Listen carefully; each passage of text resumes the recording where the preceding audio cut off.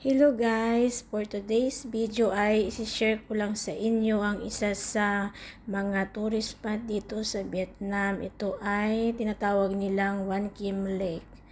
Sa gitna po niyan ay mayroong temple.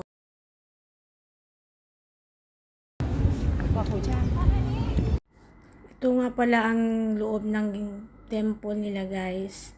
Yan yung Ngoksan Temple na tinatawag nila. At sa loob naman po ng temple niyan ay mayroong napakalaking turtle.